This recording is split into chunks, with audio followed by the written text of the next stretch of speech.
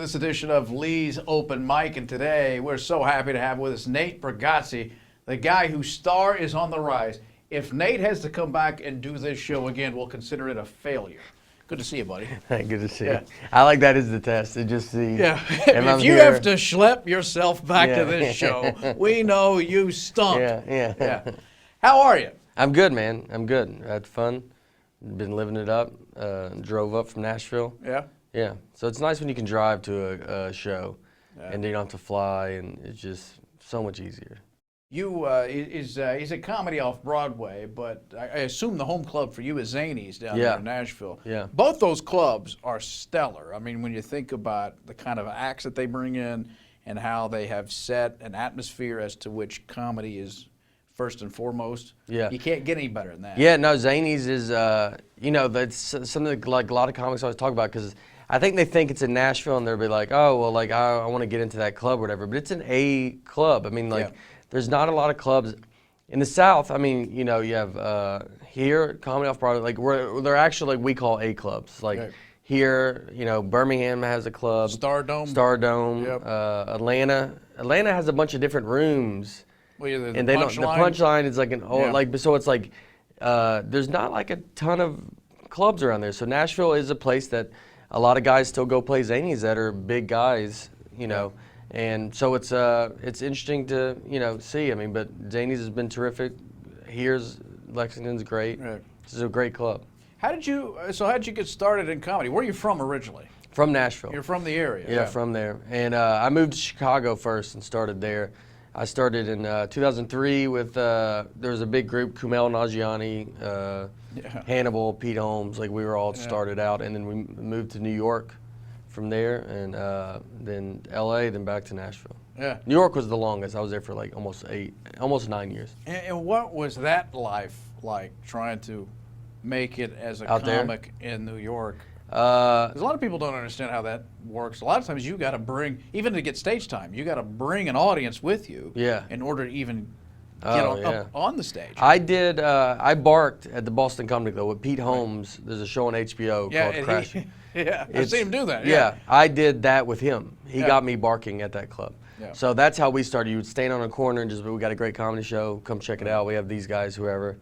And it was brutal. I mean, I just remember just standing out in New York, and it's 10 degrees, and all you want is to not have to do this. Like that's your next goal is like, what do I have to do? How good do I have to get to just like not be on this corner? And it was it was tough, and we had Chappelle would come in all the time. I mean, it was cool because you'd get to see these guys. I'd watch Chappelle go up in front of 4 people, and and just to see that, and then so it's very tough. It's hard, but you learn a lot, and you learn it very fast, and you get on stage a lot, and I think it helps you grow quickly being in New York. I met Chappelle once at Wiley's up in Dayton, Ohio, and he was really, and I know it's sort of stereotype or the old adage, but he was the most unassuming, quiet guy you'd come across. I mean, you had to lean in to hear what he was saying. What? Yeah. What'd you say, Dave? Was he huge then?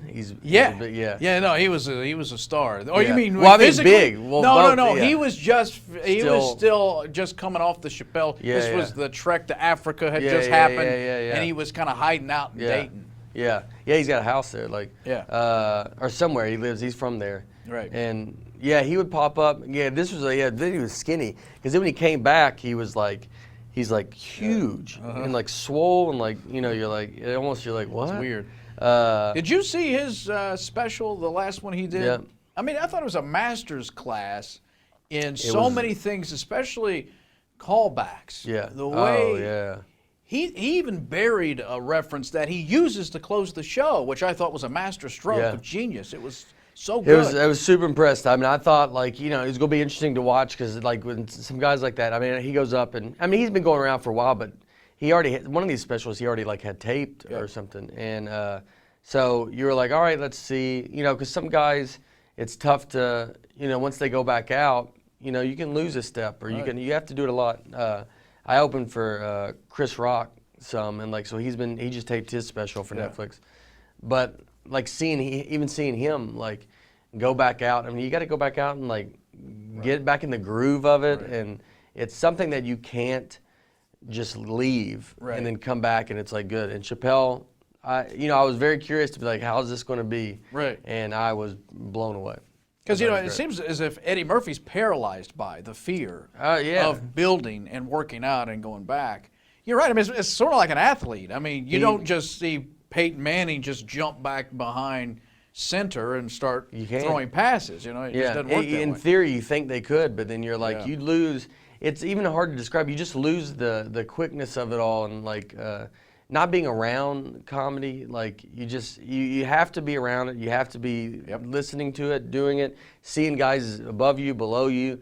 You just have to kind of always be self-aware of what's going on. But it is true. Like Eddie Murphy. I mean, like.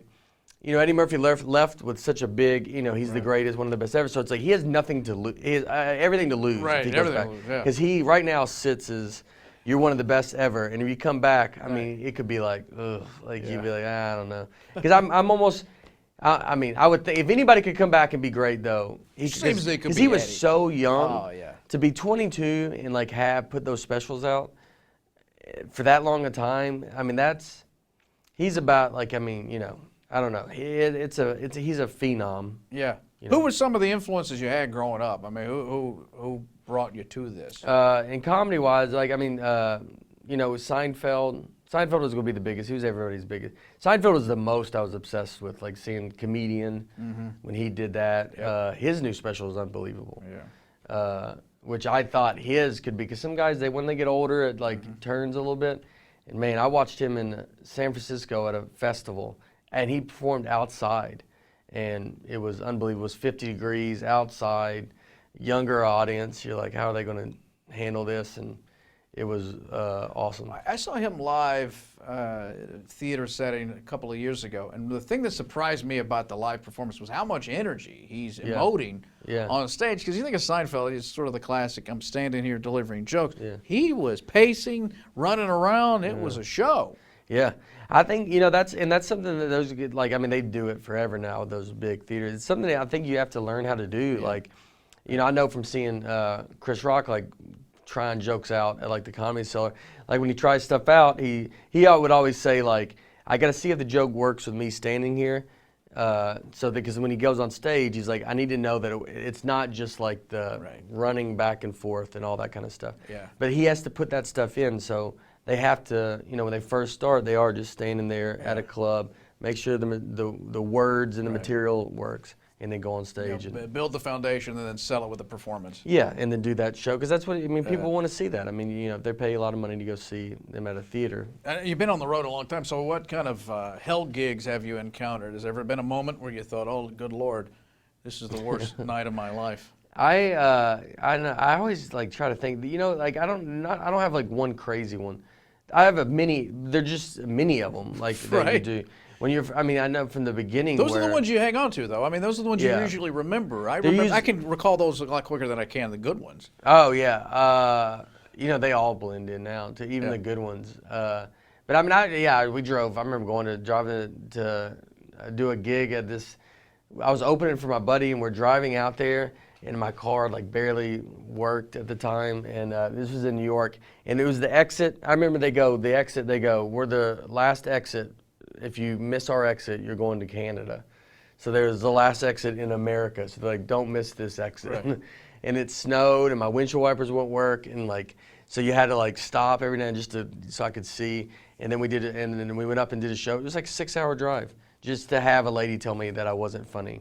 She just yelled it out while you're up there. She's like, and when you can't hear them, you go, what's that? What'd you say? I make her say it twice. Right. Like, instead of just moving on. I'm like, I'm sorry, I didn't hear. What were you saying? Excuse me? She's like, you're not funny. Yeah. And I'm like, oh. And then afterwards, she came up and said, my husband said I shouldn't have said that. That was mean. And I was like, oh, well, thanks. She's like, I'm sorry. But she's like, but I honestly, like, I just don't see how you could even do this. Like, she couldn't let it go. Like, she's like, I don't even. Yeah. But I'm blown away that you think that this is what you're going to do in life. So those gigs were brutal. Then we went over to someone's house. That was like one of the, you ever did, like you go to do these gigs, you just end up, you're at like, it was like a married couple. You just end up at their house and you're like, what is going on? Not the lady's house. Not the ladies, no. Oh, okay. Yeah. Different people. Yeah. And then he, like, his backyard was to the back of Canada. No. Like, so there's a river frozen over. He's like, you want to go walk over to Canada, over the river? And you're like, I don't know. Yeah. I don't know. This doesn't sound good. That doesn't sound safe at all. Nate Bargatze, again, one of our favorites, and we're so glad to have him on the show. Thanks for hanging out, buddy. Keep up the great work. Thank you, man. Very funny guy. That will do it for this edition of Lee's Open Mic.